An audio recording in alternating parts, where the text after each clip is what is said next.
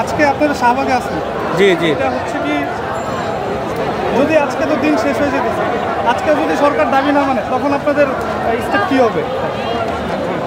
আসলে আমাদের পরবর্তী স্টেপটা মূলত কেন্দ্রীয়ভাবে মানে নির্ধারণ হবে। আমাদের যেভাবে কেন্দ্র থেকে নির্দেশ দেবে আমরা সেইভাবে আন্দোলনে অংশগ্রহণ করব এবং আমরা চাই যে আমাদের যে দাবি দেওয়াগুলো আছে সরকার যেন খুব দ্রুত সেটা প্রজ্ঞাপন আকারে আমাদের মাঝে দিয়ে দেয়, তাহলে আমরা আমাদের ক্লাসে ফিরে যেতে পারবো। এই যে আপনারা প্রচণ্ড গরমে আইসক্রিম খাইতেছেন, তো এইটা হচ্ছে কি আপনাদের স্বাস্থ্যের জন্য কতটা ঝুঁকিপূর্ণ?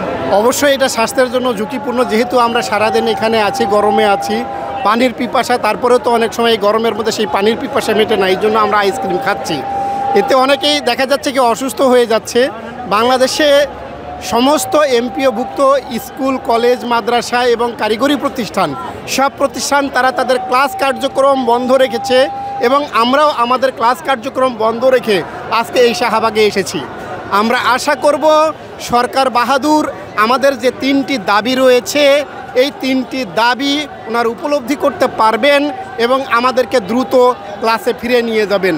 এতে দেশের জন্য মঙ্গল হবে, শিক্ষকের জন্য মঙ্গল হবে, দেশের ছাত্রছাত্রীদের জন্য মঙ্গল হবে, সবার জন্য মঙ্গল হবে। আমরা প্রত্যাশা করছি সরকার আমাদের এই দ্রুত এই দাবিটাকে মেনে নেবে। যে আজকে আপনারা কয়েকদিন যাবত হচ্ছে ক্লাসরুমের বাইরে, এর কারণে দেশের যে শিক্ষা ব্যবস্থা এতে কতটা হচ্ছে কি ক্ষতি হচ্ছে? হ্যাঁ, এতে তো সামান্য ক্ষতি হওয়ার সম্ভাবনা আছে, কিন্তু আমাদের যে দাবি দেওয়াগুলো এটি সম্পূর্ণ বাস্তবসম্পন্ন এবং এটা আমরা একদম দেয়ালে পিঠ থেকে গেছে।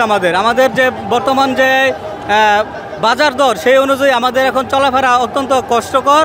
সেই জন্য আমরা চাচ্ছি যাতে আমাদের করে 20% বাড়ি ভাড়াটা সরকার দিয়ে দেয় এবং আমাদের অনেক শিক্ষক আমরা দূর দূরান্তে চাকরি করি, যে কারণে আমাদের এই 1000 টাকা দিয়ে বাড়ি ভাড়া দিয়ে চলা খুব কষ্টকর হয়। এই জন্য আমরা চাই আমাদের বাড়ি ভাড়াটা অন্ততপক্ষে 20% হলেও সরকার যেন দিয়ে দেয়।